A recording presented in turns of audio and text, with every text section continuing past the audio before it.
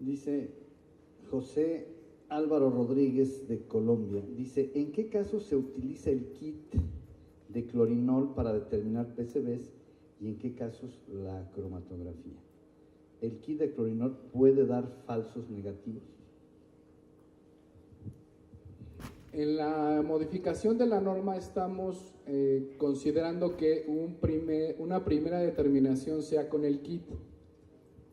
Y si el kit, los resultados del kit dan positivos, eso nos da pie a que pidamos un análisis más específico, quizá hasta llegar a la cromatografía y demás. Pero nada más lo que estamos considerando en la modificación es que lo del kit sea una primera determinación y a partir de ahí de establecer, si es positivo, unos análisis más exhaustos y más exhaustivos y más precisos. Y en la parte de la práctica creo que Laura o el doctor Román podrían darles un ejemplo más concreto de esta situación. El ingeniero Carlos González del Instituto Politécnico Nacional pregunta, ¿cómo ha contribuido la implementación del programa realizado por PNUD y Semarnat para realizar ajustes a la norma? Como decía en la presentación, el proyecto del PNUD nos sirvió primero para identificar que la norma vigente, los objetivos y las especificaciones que contempla eran las más adecuadas para la problemática que se tenía en ese entonces, en el año 2000-2001. A raíz del proyecto del PNUD, donde se identifica que ahorita la problemática o la mayor problemática tiene que ver con la contaminación cruzada de equipos, es la parte en la que estamos tratando de incidir para corregir ahora esos detalles. Sí. Dice, ¿cuándo saldría publicada en el diario oficial de la Federación? ¿Y qué pasa con los menores a 50 partes por millón? Nos pregunta Montserrat Navarro. El procedimiento normativo es un poco largo. En estos momentos lo que hay que hacer primero es definir o determinar qué va a pasar o el grupo de trabajo tiene que determinar qué va a pasar con aquellos BPCs cuya concentración sea menor a 50 partes por millón. Considerando que esa situación se logre en el corto plazo, el proyecto todavía no sale a consulta pública. Entonces, una vez que obtengamos ese proyecto y que el grupo de trabajo lo avale, el proyecto correspondiente se sometería a consulta pública, aparecería en el diario oficial de la Federación, estaría abierto a consulta durante un periodo de 60 días, en el cual recibimos los comentarios. Posterior a ello, la Semarnat tiene que dar respuesta a esos comentarios, que también tiene que convocar el grupo de trabajo para que avale las respuestas que nosotros estamos proponiendo y la versión que deriva de esos comentarios. Entonces, considerando que todo se dé de manera rápida, yo espero que en menos de un año ya podamos tener esa norma, aunque lo importante ahorita es qué pasará con los residuos con menos de 50 partes por millón. El biólogo Raúl Enrique Arriaga Becerra, vicepresidente del Colegio de Biólogos de México, dice, al haber sido ratificado el convenio de Estocolmo en noviembre del 2001, creo que fue 2004, ¿no? Firmamos 2001 y ratificamos 2004, ¿estoy mal? Ok, bueno, él era funcionario cuando a él le tocó. Dice, se reincorpora a la legislación nacional como instrumento jurídico de observancia obligatoria. Si el convenio establece la eliminación, implica los PCBs de todas las concentraciones, por lo que la norma oficial mexicana no podría ir en su contra.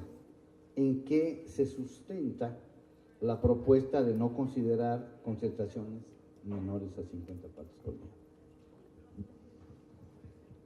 Por varios puntos. Lo que les decía hace unos instantes era en parte porque en otros países, que vuelvo a insistir, no es la misma circunstancia que en México, hay cuestiones en las que los BPC se pueden enviar a vertederos cuando tienen concentración de menos de 50 partes por millón.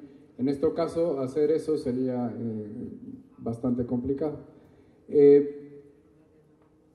El segundo punto tiene que ver con la cuestión de los equipos de determinación de las concentraciones. Porque mientras más específico o más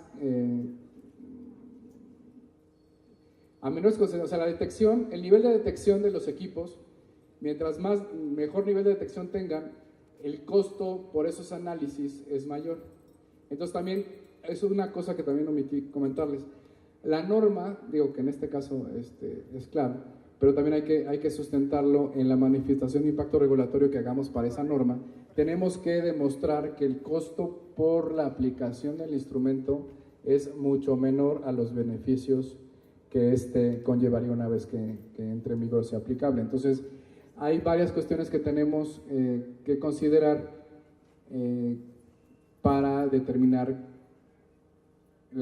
qué concentración sería la adecuada. Bueno, ¿cuáles serían las especificaciones de manejo para los residuos peligrosos, para los BPCs en concentraciones menores a 50 partes por millón, considerando también estas cuestiones de costos y de salud en la población? El ingeniero José Luis Altamirano de SUMA, entiendo que es la Secretaría de Medio Ambiente de Michoacán, pregunta: ¿la norma establece alguna responsabilidad directa a los estados? Una norma oficial mexicana, sea cual sea es aplicable a nivel nacional. Entonces, en el caso de residuos peligrosos, aquí son dos puntos. Una norma oficial mexicana es de aplicación nacional, eso es como el primer punto. En la cuestión de competencias, los residuos peligrosos, como todos sabemos, son de jurisdicción federal. En ese sentido, la Profepa tiene facultades para vigilar e inspeccionar a los residuos peligrosos. En la parte de los estados, como esta parte está hablando de residuos peligrosos, puede haber colaboración directa con los estados en algunas cuestiones específicas sobre las cuales tengan interés o preocupación. Tanto la Semarnat como la Profepa, adelantándome a ello, podría establecer algún programa o apoyo en ese sentido. El licenciado Alfredo Amieva, de la empresa Polywater México, pregunta: ¿se está contemplando entre las recomendaciones una revisión de fugas en equipos y, en su caso, una reparación en sitio que las contenga?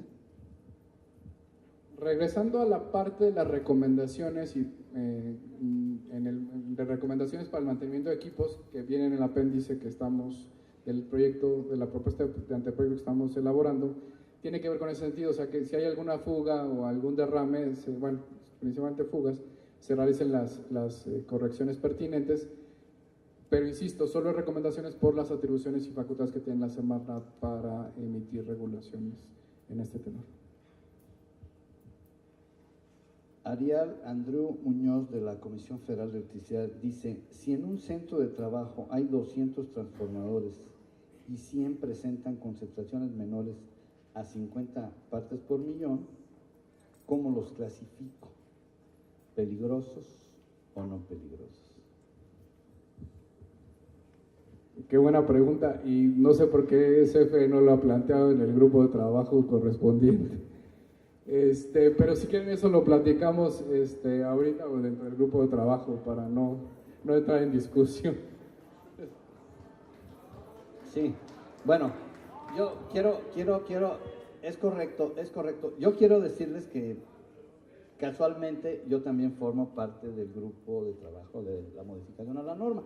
Yo soy una ONG y por supuesto que en la ley, bueno, yo voy rápido a tomarme 10 segundos para decir que en la propia ley de residuos, emitida por la Federación, por la Semarnat, están considerados puntualmente los policlorofenilos como un residuo peligroso, ¿verdad? Eso está en la ley ya ahorita.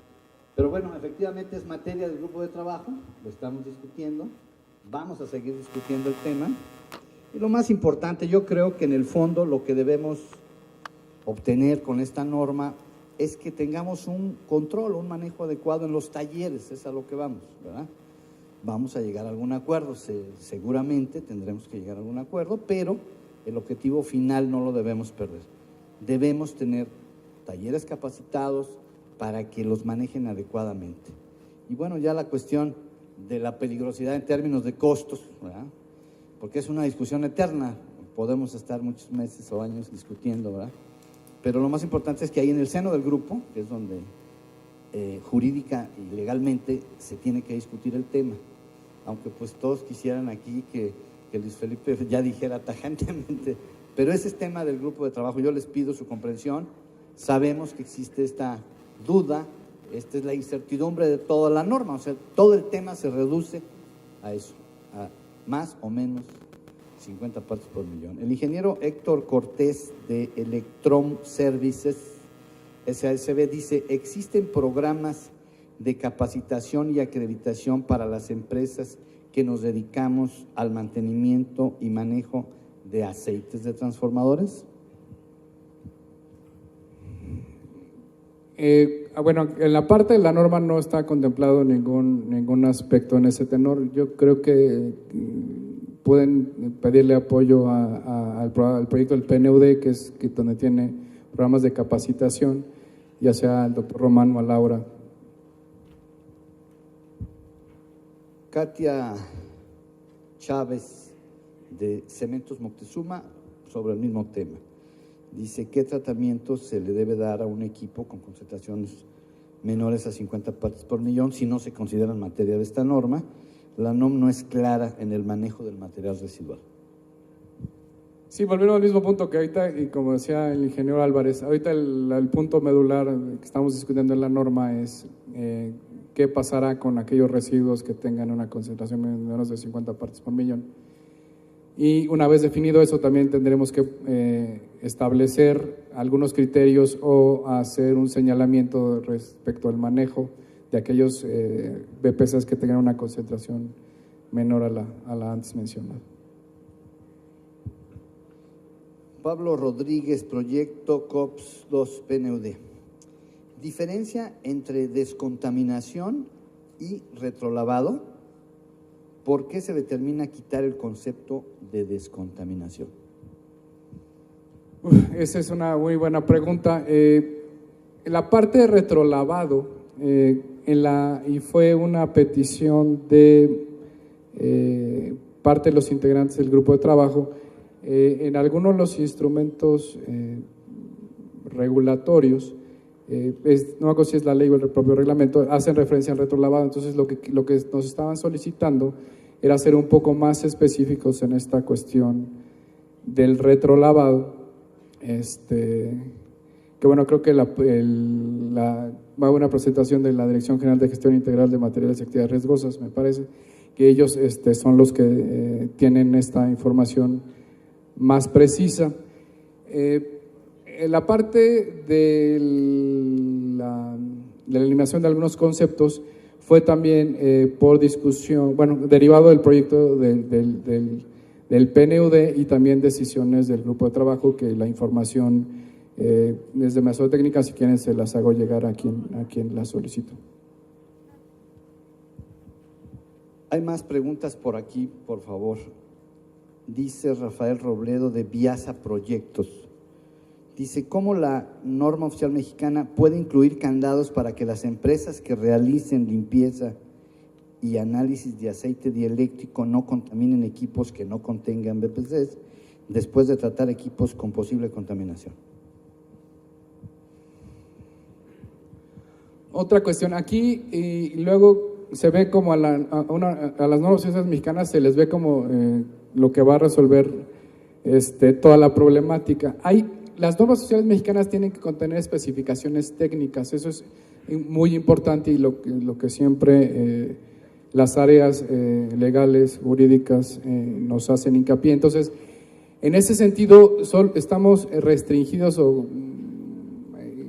limitados en la parte esta que va un poco más allá de una especificación técnica. Entonces, también nuestras propuestas de especificaciones tratan de ser lo suficientemente claras y concretas para que no haya como esta parte de desviaciones o malos entendidos o malas prácticas.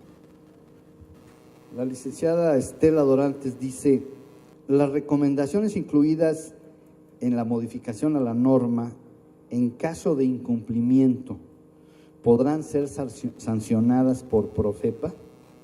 Pues las NOMs, por disposición legal, son de cumplimiento obligatorio.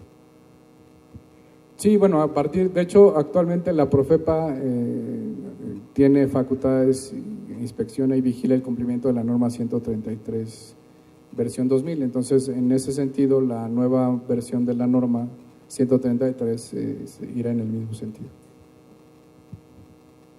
Miguel Ángel Maldonado, esta es la última pregunta que tengo. ¿No hay alguna otra pregunta? Bueno, sí, por favor, aquí. Bueno, pero voy a leer esta. Esta está un poco complicada porque dice: ¿qué costo tiene enviar 12 toneladas de equipo contaminado y líquidos a destruir a Francia?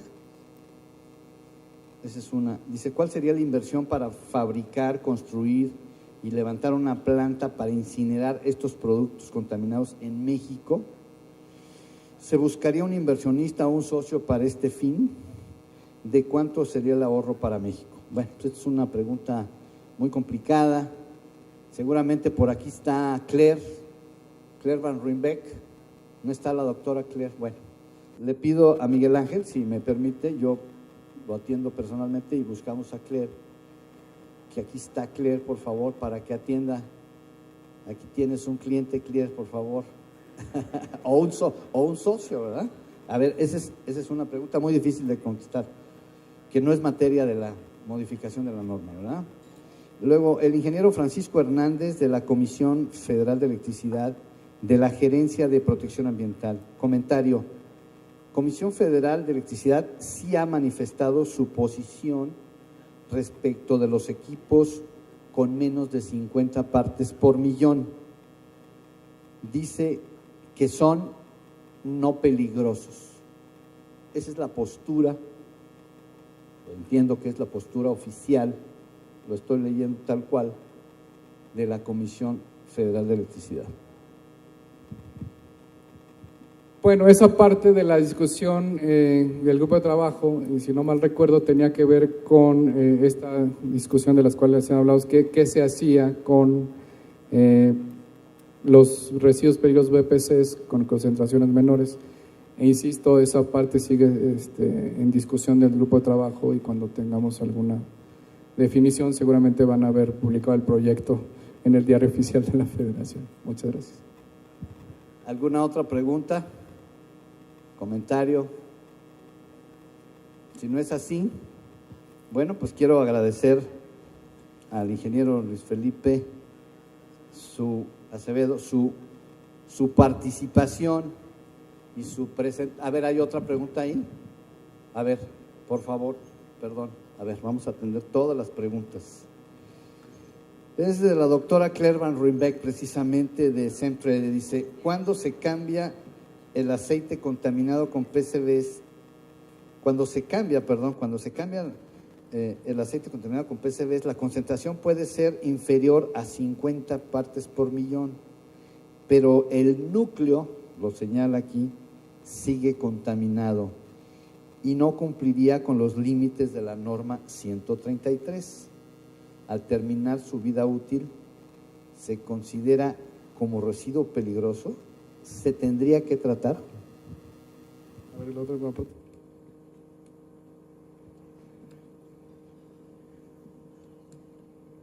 Sí, al término,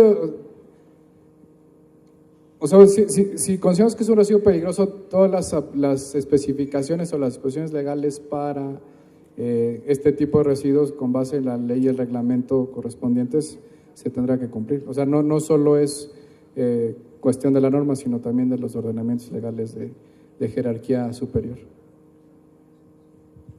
Bien. Entonces, no habiendo más preguntas, vamos a entregar este reconocimiento al ingeniero Luis Felipe Acevedo Portilla. Aquí tienes. Mucho gusto. Gracias.